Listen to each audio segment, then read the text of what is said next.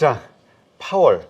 뭐 그렇게 확 빠진 것도 아니고 네. 약보합 정도? 그러나 기술주들은 많이 빠졌어요. 네, 예. 맞습니다. 금리 일단 인상에 대해서 그러니까 뭔가 지금 시장을 약간 불안해하는 게 있는 것 같긴 한데 한번 좀 자세하게 분석 좀 해주시죠.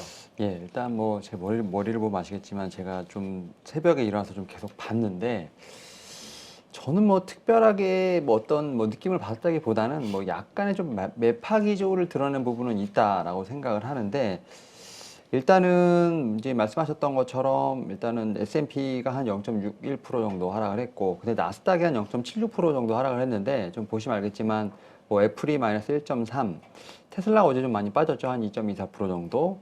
좀 이제 구글도 0.63%, 아마존 0.73%좀 빠지면서 사실 좀 기술주들의 낙폭이 좀 상대적으로 다우라든지 S&P보다는 좀 컸다라고 좀 보시면 될 것 같고 사실 이게 보면 그 FOMC가 이제 결과 발표가 이제 오후 2시가 나왔는데 그 2시를 좀 기점으로 해서 확실히 좀 변동성이 셌다라고 보시면 될 것 같아요. 그러니까 아침에는 좀 물가 정점론에 기대가 좀 있다 보니까 약간 소폭 상승을 하다가 지금 통화 스탠스를 좀 확인한 이후에 확실히 좀 변동성이 강해지는 어떤 그런 모습이 좀 나왔는데 일단은 보시게 되면 그래도 금리 같은 경우는 그래도 소폭 좀 하락한 모습은 좀 보였어요. 이제 10년물 국채금리 같은 경우는 뭐 3.5까지 좀 올라갔다 내려갔다 약간 좀 변동성이 있었습니다만 그래도 어쨌든 간에 좀 이제 하락 마감하는 모습을 좀 보였는데 일단은 그 어제 이제 CPI가 좀 발표가 되고 좀 상당히 이제 물가가 잡혔다라는 어떤 그러한 좀 이제 컨센서스가 좀 생기면서 이 터미널 레이트라고 하는 이 이제 어떻게 보면 최종 금리가 이제 5%대 이하로 내려오지 않을까라는 좀 갑자기 좀 이런 좀 예상치가 좀 생겼는데 확실히 이제 파월이 이제 좀 못을 박았다라고 좀 보시면 될 것 같아요. 못을 좀 박았는데 일단은 뭐 50bp 인상한 거는 제가 볼 때는 뭐 대부분 이제 예상은 다 하셨다라고 좀 생각이 드는데 이 이후에 이제 점도표에 달린 부분들, 그 다음에 이제 파월의 연설에 의한 어떤 좀 코멘트에서 시장이 좀 많이 흔들렸다라고 좀 볼 수 있을 것 같은데 일단 좀 연설을 좀 요약해 보면 그러니까 인상 속도는 전적으로 물가에 달렸다. 그렇기 때문에 기준금리 인상 속도 여부는 되게 중요한 것이 아니다라고 얘기를 했어요. 제가 볼 때는 이제 이 얘기는 뭐냐면 아직까지 최종금리로 가기에는 좀 갈 길이 멀다. 그러니까 뭐 어떻게 픽스할 수 없다라는 얘기를 좀 한 거고 일단은 지금 물가에 대한 어떤 안정을 확실하게 기준을 잡을 수 있는 것이 없기 때문에 현재 시점에서 긴축 기조는 유지할 것이다. 그러니까 이제 금리 인하에 대한 부분은 아직은 고려 대상이 아니다라고 좀 얘기를 했죠. 그리고 2023년, 그러니까 내년 3월에 최종 금리 수준을 올리지 않겠다 이런 언급을 하기는 어렵다라고 좀 얘기를 했습니다. 결국 그 얘기인즉슨 아무것도 확실하지 않다라는 얘기를 계속 하고 있는 거예요. 그렇기 때문에 그리고 일단 뭐 금리 인하뿐만 아니라 금리 유지, 그러니까 어떻게 보면 이제 최종 금리로 도달한 이후에 유지되는 기간도 사실은 얼마나 될지 모르겠다라고 얘기를 하고 있는 상황입니다. 결국 그러다 보니까 다 모른다 물가에 달려있다 이렇게 얘기를 하니까 시장 입장에서 봐서는 우리가 생각했던 거랑은 다르네 좀 불확실성이 존재하네 이러다 보니까 시장에서 막 흔들렸다라고 보시면 될 것 같고 결국 이제 내년의 물가 수준 중에서 가장 중요한 것이 이제 비주거 관련 서비스 물가가 좀 문제가 될 것이라는 얘기를 했기 때문에 이와 관련된 부분은 계속 체크해야 되지 않을까 좀 생각을 하고 있고 뭐 경기 영착륙이든지 뭐 침체 관련된 부분은 좀 예측이 불가능하다. 뭐 그런 측면에서 일단은 뭐 연착륙에 대한 부분들 좀 어느 정도 알고 있었고 경기 침체에 대해서 어느 정도 알고 있었던 부분이 있겠습니다만 아무래도 좀 파월이 좀 얘기를 하다 보니까 그 무게감이 좀 더 느껴지지 않았나라는 좀 생각을 하고 있고 결국 이러한 측면에서 시장 같은 경우는 좀 갈피를 잡지 못하고 있다라고 좀 생각이 듭니다. 결국 그러다 보니까 일단은 다시 올라갔어요. 그래서 이 뷰를 보게 되면 일단 올해까지 보게 되면 4.2, 4.5까지 됐죠. 그러니까 이러다 보니까 이제 올해 0%에서 4.5까지 지금 어떻게 보면 4.5%가 좀 오른 상황이고 지금 내년에 같은 경우는 지금 한 5.1 정도로 지금 예상이 되고 있는데 5에서 5.25 정도. 그러니까 사실은 이 CPI가 되기 전까지 저도 계속 나와서 한 5.25까지는 가지 않을까라 얘기를 했었는데 좀 시장에서 너무 좀 성급한 것이 아니었나. 그래서 어제 CPI 발표 이후에 5% 이하로 내려갔다가 다시 또 5%대로 올라가니까 그러면 우리가 너무 성급하게 판단했나? 뭐 그러한 좀 측면에서 시장 자체가 흔들렸다라고 좀 생각이 드는데 저는 이 부분도 좀 과하지 않았나 좀 생각이 듭니다. 뭐 이런 측면에서 봤을 때 그래서 시장 자체가 뭐 그렇게 큰 폭으로 움직이진 않았습니다만 그 CPI 발표 이후에 약간의 좀 수정치가 변경된 부분들로 인해서 좀 시장 자체가 흔들렸다 볼 수 있을 것 같고 일단은 여기서 또 이제 얘기했던 것 중에 하나가 이제 미국 성장률이 이제 올해 0.5%인데 내년에도 0.5%로 동일하게 유지될 것으로 봤어요. 그러니까 성장은 좀 쉽지 않다. 그러니까 성장이 2024년, 그러니까 2년 후에나 가능하다. 그러니까 성장률 같은 경우는 올해 0.5, 내년에 0.5, 그 다음에 2024년에 1.6으로 예상했기 때문에 내년도 어떻게 보면 성장보다는 물가, 어떻게 보면 경제 안정이 더 중요하다라고 좀 볼 수 있을 것 같고 다만 실업률 전망치는 좀 올라갔습니다. 올해 실업률이 3.7%였는데 내년에 4.6%까지 좀 올라갈 것이라고 생각이 들고 있고 이런 실업률은 2.4%. 그러니까 결국은 내년에 경기 침체에 대한 부분들 이런 부분들은 제가 볼 땐 파월도 인식을 하고 있다라고 좀 보실 수 있을 것 같아요. 뭐 그런 측면에서 시장 자체는 조금은 어제 좀 흔들림이 있었다라고 좀 요약할 수 있을 것 같고 다만 한 가지 좀 말씀을 드리면 요 최근에 좀 테슬라 이 종목이 좀 많이 흔들리는 부분이 있는데 확실히 테슬라 같은 경우는 지금 이 글로벌 IB에서 좀 목표가들이 다 내려가고 있어요. 왜냐하면 이 브랜드에 대한 부분들이 좀 많이 어떻게 보면 퇴색이 되는 것 같아요. 그러니까 CEO가 전기차 어떤 테슬라에 관련된 뭐 집중하기보다는 오히려 좀 트위터라든지 약간 좀 그런 쪽으로 많이 치중을 하다 보니까 지금 이제 테슬라 쪽엔 CEO가 부재한 것이 아니냐 뭐 이런 얘기도 나오고 있다 보니까 일단 뭐 매수 의견은 주긴 했습니다만 지금 차트를 보시게 되면 목표가가 지금 235달러까지 지금 내려가는 그러니까 한 300달러에서 370달러까지 컨센서스가 있었는데 이제는 목표가가 30%까지 내려갔어요. 그러니까 목표가 자체도 좀 급하게 좀 하향 조정되는 부분이 있기 때문에 이런 측면에서 테슬라도 좀 상당히 좀 조정을 많이 갖고 있다라고 생각이 들고 있고 그다음에 최근에 보게 되면 이제 미국에서 화이자부터 시작해서 이제 모더나 상당히 좀 좋죠. 이제 중국 쪽에다가 코비드19 치료제 관련돼서 좀 계약 아무래도 좀 체결 얘기가 나오고 있다 보니까 중국이 아무래도 좀 모든 지금 메디슨을 다 끌어들이고 있는 상황이기 때문에 제약바이오 섹터가 어떻게 보면 제2의 전성기를 맞는 것이 아니냐라는 어떤 좀 그러한 좀 엇갈린 스탠스가 있다 보니까 기술주 중에서도 뭐 IT 쪽에서는 약간 좀 하락이 있었습니다만 오히려 제약바이오 섹터는 좀 반등하는 좀 그런 흐름이 나왔다라고 요약할 수 있을 것 같습니다. 네, 알겠습니다. 자, 일단 그 파월의 발언, 그러게 네. 이게 그 뭐 아주 예상 외에 아주 뭐 강성 발언이 있는 건 아니죠? 그러니까 미국이 만약에 아주 악재로 받아들였다면 거의 뭐 2, 3%대 하락이 있어야 될 텐데 네네. 0.7% 애매해요. 그러니까 저는 이제 CPI가 발표가 되면서 일단 약간의 좀 하방 지지력은 좀 확보하지 않았나라는 좀 생각을 하고 있고 일단은 이게 최근에 보게 되면 CPI 발표 이후에 FOMC가 좀 나오기 때문에 약간 그런 부분을 약간 확인하면서 약간 어느 정도 스탠스를 확인하는 부분도 있지 않나라는 생각이 드는데 아무래도 저는 이제 이런 생각은 하는 것 같아요. 너무 시장에 빠른 기대감을 주기보다는 이제는 확실히 연준 같은 경우는 모든 데이터를 좀 확인을 하고 천천히 가려는 좀 스탠스는 좀 있다라고 좀 볼 수 있을 것 같아요. 막 작년 같은 경우에는 물가 상승률이 뭐 일시적이다라는 식으로 하면서 어쨌든 시장을 좀 많이 달래려고 하는 부분이 있었습니다만 확실히 지금 스탠스는 시장한테 어떻게 보면 너무 앞선 판단을 하지 말아라. 우리는 데이터가 나오고 확실히 좀 시장 관련돼서 이 경제 지표가 확실해질 때까지는 아무것도 판단하지 않겠다라는 좀 메시지를 주는 부분이 있고 저는 시장에서도 어느 정도 이런 부분을 좀 받아들이고 있는 것이 아닌가 생각을 해요. 그래서 말씀하셨던 정말 시장이 놀랬다면 2, 3%의 급락이 나왔어야 되는 부분이 있겠습니다만 그래도 0.5에서 0.7%면 그래도 거의 약보합으로 좀 마감했던 부분들 그러니까 거의 약간 개별주들의 약간 이슈들에 인해서 약간 제가 볼 때는 개별주들의 어떤 급등락이 있었습니다만 시장 전체로 보게 된다고 하면 그래도 저는 선방했다라고 좀 볼 수 있을 것 같아요. 알겠습니다.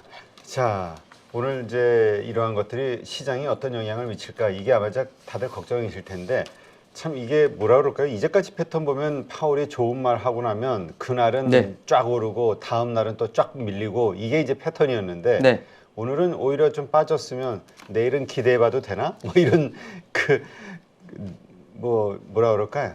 비합리적인 기대감이 생기는데. 그러니까 사실은 시장에서 대부분 다 알고 있는 내용이에요. 근데 CPI가 너무 잘 나오니까 약간의 좀 희망을 가졌던 것 같고, 제가 볼 때는 파월이 그렇게 강했다라고 말하기도 좀 어려운 게, 제가 볼 때는 그런 언급이 어떻게 보면 예상이 안 됐던 것이 아닌데 시장에서 제가 볼 때 희망을 좀 품었다라고 생각이 들고 있고, 좋은 말을 기다렸는데. 네, 어떻게 보면 희망에 대한 어떤 매파적인 부분들, 그러니까 점도표에서 이런 얘기를 했으면 참 좋았을 것 같아요. 뭐냐면, 야, 우리는 그냥 4.5까지 올렸는데, 야, 좀 시간 보고 한 4점대에서 어떻게 보면 최종 금리 마무리하고, 그 다음에 내년 한 하반기부터는 금리나 한번 생각해볼게. 이렇게 나왔으면 아마 시장에서 정말 이제 환호했을 것 같아요. 그러니까 금리 인하를 생각해 본다는 것 자체는 어떻게 보면, 아, 이제는 어떻게 보면 경기 자체가 정상으로 돌아왔기 때문에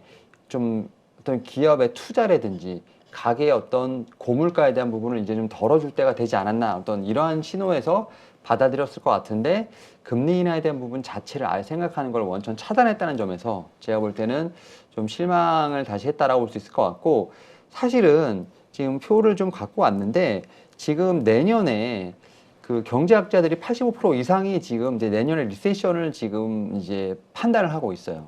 그러니까 85% 이상은 내년에 리세션을 좀 할 것으로 보고 있고, 지금 뭐 월가에서도 지금 보고 있는 게 뭐냐면, 금리 인상 아마 내년 상반기까지는 할 것이다. 그래서 내년 상반기까지 어떻게 보면 2분기까지 금리 인상이 마무리되는데, 이 부분이 아마 2023년 후반에서 2024년 초반, 그러니까 내년 후반부터 내후년 초반까지 어쨌든 영향이 갈 것이다. 결국 그 얘기인즉슨 내년에 리세션이 온다 하고 결국 그러한 효과가 내후년 상반기까지는 계속 지속될 것으로 보이고 있기 때문에 경기 침체에 대한 부분은 누구도 부인하지 않는다라고 이렇게 어쨌든 데이터는 다 나오고 있는데, 아무래도 이제 시장에서는 그래도 파월의 입을 통해서 확인하고 싶었던 것이 아닌가라는 좀 생각이 들고 있고, 저는 이제 파월 의장의 어떤 이런 좀 발언을 보면서 좀 드는 생각이, 아, 제가 예전에 생각했던 5.25까지는 좀 열어놔야 되지 않나라고 생각을 하고 있고, 금리 인하에 대한 부분은 아직까지는 좀 언급하기는 조금 쉽지 않다. 결국 이러한 측면에서 고물가, 고금리에 대한 부분은 당분간 유지될 것으로 보이고 있기 때문에 확실히 이 부분에 있어서 좀 기업들의 실적 염려가 된다라는 좀 이런 생각이 또 다시 한번 좀 들었다라고 좀 요약할 수 있을 것 같습니다. 네, 알겠습니다. 자, 그 다음에 또 어떤 이야기가 있죠? 일단 어제 이제 미국 CPI에 이어서 영국의 또 CPI도 발표가 됐는데, 지금 미국도 CPI가 발표 나오면서 이제 물가에 대한 정점론을 찍었다라는 얘기가 있었는데, 지금 유로존에 이제 영국도 물가의 상승세가 정점을 좀 찍은 것이 아니냐라는 좀 얘기가 나오고 있는데, 지금 10.7 나왔죠. 10.7, 11월 10.7 나왔는데, 지금 예상치가 10.9였는데 어쨌든 그거보다는 좀 낮게 나왔다라고 좀 볼 수 있을 것 같고, 지금 10월 대비해서 0.4% 정도 꺾였다라고 볼 수 있을 것 같은데, 사실 그 지난달에 11.1이 거의 지금 영국에서 41년 만에 최고 물가치였는데, 거기서 어쨌든 0.4%가 내려왔다라는 것 자체는, 그래서 0.4%가 얼마나 큰 의미가 있겠냐라고 좀 이렇게 반문하시는 분도 있겠습니다만, 제가 볼 때는 좀 영국 자체도 이제는 물가에 대한 상승률, 좀 정점론에 대한 부분들이 좀 부각될 수 있는 그런 시점이 아닐까 좀 생각을 하고 있고, 특히 이제 에너지, 식품 가격을 좀 제외한 근원 물가 상승률 같은 경우도 10월 대비해서 지금 10월에 6.5였는데 지금 11월에 6.3, 0.2% 정도 지금 감소를 했죠. 결국 이제 미국처럼 이제 CPI가 좀 아름답게 지금 영국도 꺾이는 어떤 그림이 나오지 않을까라는 측면에서 봤을 때, 영국뿐만 아니라 유로존도 사실은 이제 조금씩은 물가가 안정을 되찾는 부분이 아닌가라는 좀 생각을 하고 있고, 뭐 그러한 측면에서 제가 볼 때 지금 이제 영국은행, 우리가 이제 우리는 뭐 영란은행 같은 경우도 이제 기준금리 인상을 15일 날 좀 발표할 예정으로 보이는데, 여기도 똑같이 0.5, 그러니까 0.5% 50bp 좀 예상을 하고 있는데, 좀 그래도 시장에서 봤을 때는 영란은행에 대한 부담이 조금씩 좀 줄어드는 것이 아니냐라는 좀 예상을 하고 있습니다. 뭐 그런 측면에서 사실은 물가 정점론에 대한 부분들 얘기가 나오고 있는데, 또 다시 이제 또 한편에서는 너무 또 빠른 기대감을 가지고 있지 말자. 어쨌든 이제 조금씩 꺾이고 있는 상황이기 때문에 좀 추이를 봐야 되지 않나라는 좀 얘기를 하고 있고, 다만 이제 좀 봐야 될 것 중에 하나가 뭐냐면, 이 휘발유라든지 중고차 가격에 관련된 부분은 영국도 조금 꺾이고 있는 부분이 있습니다만, 지금 물가, 식품 물가 같은 경우는 아직도 좀 고공행진을 조금은 그래도 하고 있다라고 볼 수 있을 것 같아요. 그리고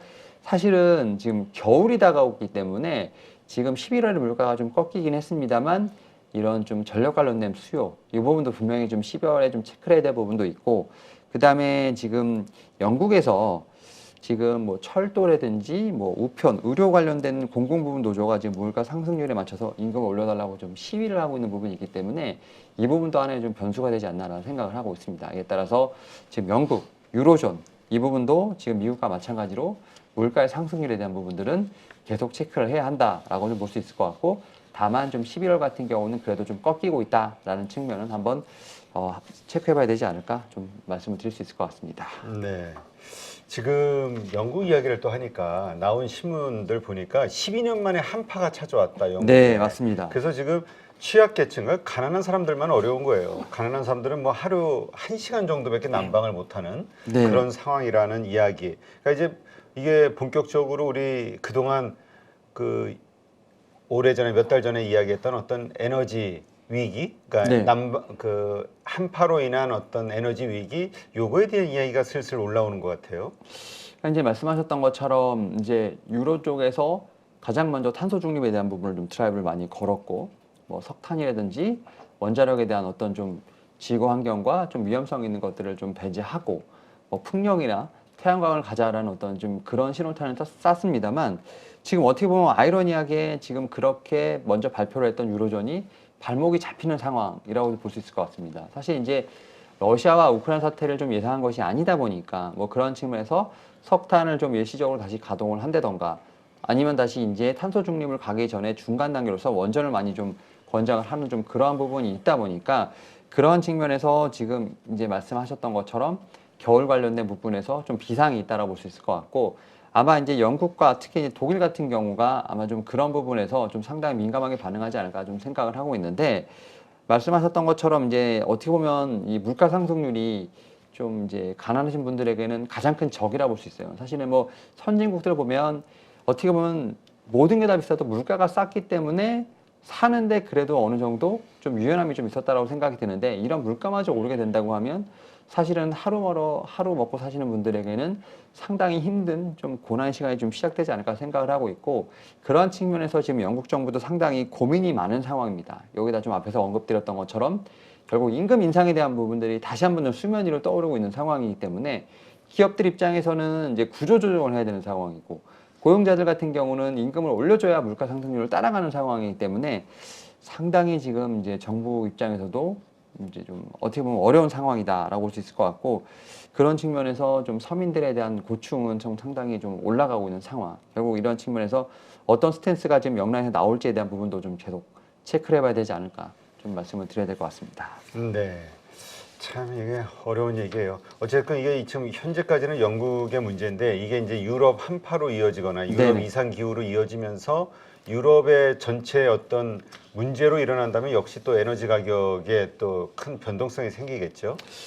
아마 그러다 보니까 이제 8월 연준에 좀 그런 얘기를 좀 하지 않았나 좀 싶어요. 일단은 이 겨울을 한번 좀 넘어가야 되는 상황이라고 좀 생각이 들고 있고 앞에서 또 언급했던 것처럼 이제 실업률 자체는 어떻게 보면은 올리기보다는 좀 다시 그러니까 떨어뜨리기보다는 실업률에 대한 전망치를 올렸다는 것 자체는 결국 이제 구조조정에 대한 부분들 기업도 살아남기 위한 어떤 그러한 부분을 계속 할 거고 이런 측면에서 좀 고용시장이 좀 선순환이 돌아야 되는데 이게 과연 돌 것인가에 대한 분명히 의문점은 있는 것 같아요. 그러니까 뭐 파월 의장 같은 경우 물론 이제 물가에 달렸다고는 하지만 계속 이제 고용 베이스에 대한 부분을 분명히 강조했기 때문에 고용 시장에 대한 부분도 분명히 체크한다라고 볼 수 있을 것 같고 그런 측면에서 실업률이 올라간다는 것 자체는 좀 시장의 선순환이 돌고 있지 않다라는 측면에 봤을 때 좀 이제 미국은 상대적으로 유럽보다 나을 것으로 보이고 있습니다만 유럽 같은 경우는 정말 에너지 관련돼서 좀 직면할 부분이 있다.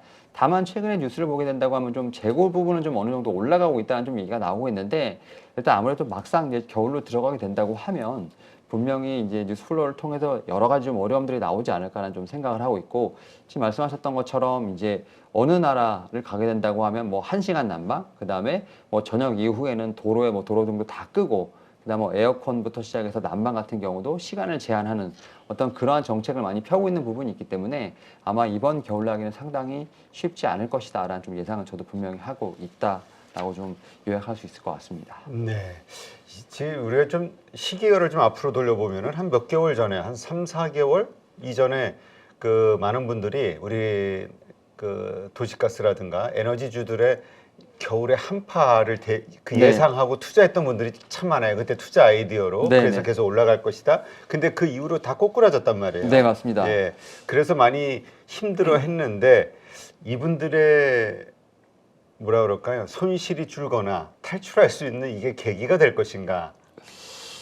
저는 이제 한두 번 정도는 분명히 기회는 오지 않을까라는 생각을 해요. 지금 말씀했던 것처럼 그 에너지 대란에 대한 부분을 좀 기대하셨던 분들 최근에 보면 유가도 상당히 안정돼 있고 그다음에 좀 많이 잡히는 모습, 그다음에 재고도 많이 쌓였다는 모습이 있었는데 저는 이제 분명히 시장에서 한두 번 정도는 기회를 주지 않을까라는 좀 분명히 생각을 합니다. 특히 이제 이 영국 같은 경우는 지금 이번 주인가요? 한파에 대한 내용들이 상당히 많이 나오고 있는 상황이라 볼 수 있을 것 같고, 특히 이제 이 바람을 이용한 풍력 에너지, 사실 근데 작년부터 바람이 많이 안 불었다라고 얘기를 하기 때문에 풍력 에너지를 좀 많이 쓸 수 없었다는 점에서 봤을 때 결국 이제 석탄이라든지 원자력에 대한 부분들을 다시 올겨울에는 좀 불가피하게 가동할 수 있는 어떤 단기적으로라도 가동할 수 있는 부분이 있지 않을까 좀 생각을 하면서 오히려 저는 이번에 분명히 기회는 주지 않을까 생각을 하고 있고, 다만 이제 새로 진입을 하시기보다는 오히려 리스크 관리 차원에서 보유하신 분들이 이제 나오시는 어떤 그러한 부분을 좀 제가 볼 때는 포인트로 잡아야 되지 않을까 좀 생각을 하고 있는데, 이러한 이유는 사실은 이제 종전 관련된 얘기도 조금씩은 나오고 있지 않습니까? 특히 재건 관련된 부분과 함께 뭐 아직은 합의는 이루어지지 않고 있습니다만 크리스마스에 종전을 하겠다라는 얘기들이 솔솔 나오고 있는 상황이기 때문에 오히려 제 입장에서 보게 된다고 하면 좀 에너지 쪽 같은 경우는 오히려 탈출하는 기회가 오게 된다고 하면 보유하신 분들에게 리스크 관리를 하시는 측면에서 봤을 때 조금씩은 좀 매도를 하시기 좋다라고 좀 말씀을 드려야 될 것 같습니다. 네. 하여튼 우리 가족분들 계속해서 우리 고민해야 되는 게 좋다 할 때 그때는 좀 나와야 될 때고 그게 어느 정도 좀 시간이 지속이 됐다면 네. 안 좋다 할 때는 또 한번 생각해 볼 수 있는 그런 시점인데 하여튼 고생하시는 분들 이게 만약에 그 국내 그런 에너지주의 상승으로 이어진다고 했을 때는 그때는 잘 알아서 잘 빠져나오시기 네, 빠져나오는 바랍니다. 걸로. 네. 그리고 새로 들어가는 거는 피하고. 최근에 보게 되면 너무 싸진 종목들이 많지 않습니까? 그리고 사실 최근에 좀 테마 장사로 움직였습니다만 어제 이제 CPI 때문에인지 몰라도 지금 우리나라 시장 상당히 좋았는데 어제 좀 고무적이었던 게 이제 우리가 생각하는 일반 업종들이 좀 움직였다고 보시면 될 것 같아요. 그러니까 뭐 최근까지 힘들었던 뭐 반도체, 그 다음에 어제 2차 전지, 자동차도 어제 좀 반등이 나왔어요. 그러니까 결국 보면 이 말씀하셨던 이런 테마 색깔에 있는 섹터나 이런 종목들은 사실은 비중을 실기 좀 힘든 섹터인데 반도체나 2차 전지나 뭐 이런 자동차 섹터 같은 경우는 일단 뭐 실적에 대한 부분, 어쨌든 숫자에 대한 부분들을 확인할 수 있고 사실은 좀 비중을 실을 수 있는 섹터이기 때문에 확실히 일반 섹터가 좀 올라오게 되면 사실은 시장 좀 어떻게 보면 편하게 올라갈 수 있는데 그런 부분이 지금까지는 좀 보이진 않았어요. 그러다 보니까 테마적으로 많이 움직였었는데 저는 오히려 이제 좀 손이 빠르시지 않으신 분들, 그 다음에 좀 주식 매매를 하신 데 있어서 좀 비중을 실으신 분들 같은 경우는 오히려 지금 싸져 있는 좀 일반 업종들이 좀 많기 때문에 여기서 이제 4분기 실적 시즌이 좀 이제 다가오죠. 그리고 이제 내년에 어떤 컨센서스를 좀 확인할 수 있는 부분이 있기 때문에 이런 부분에서 좀 분명히 옥석 가리가 좀 필요하지 않을까라는 좀 생각을 하면서 저는 여전히 뭐 테마 쪽에서 어떤 매매를 하시는 것은 그냥 단기 트레이딩으로 정도로만 좀 생각을 하시는 게 어떨까 하고 있습니다.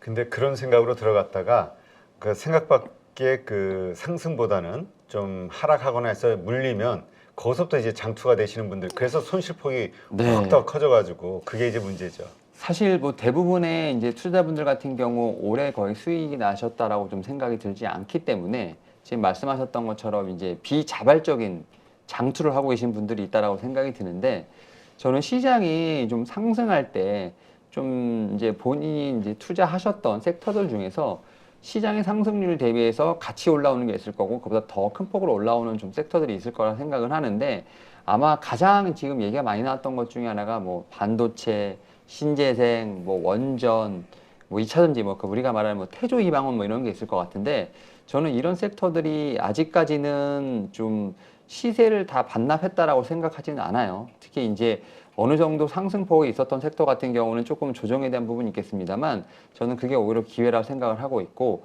그리고 반도체 같은 경우는 올해 내내 좀 좋지 않았기 때문에 뭐 아시겠지만 6개월에서 1년 정도 어떤 시황을 좀 반영을 하면서 좀 미리 선반영을 했다는 측면에서 봤을 때 오히려 내려가는 룸보다는 올라가는 룸이 더 크다라는 측면에서 봤을 때 뭐 기왕 장투를 하실 거면 튼튼하고 좀 어떤 선반영이 된 이러한 좀 종목들을 좀 보시게 된다라는 측면에서 봤을 때 좀 그런 섹터들이 그래도 좀 마음은 편하지 않을까 좀 이러한 좀 위로를 좀 드려야 될 것 같습니다. 네. 자, 그다음에 또 미국에서 또 반도체 이슈가 또 터졌죠. 중국 관련해서.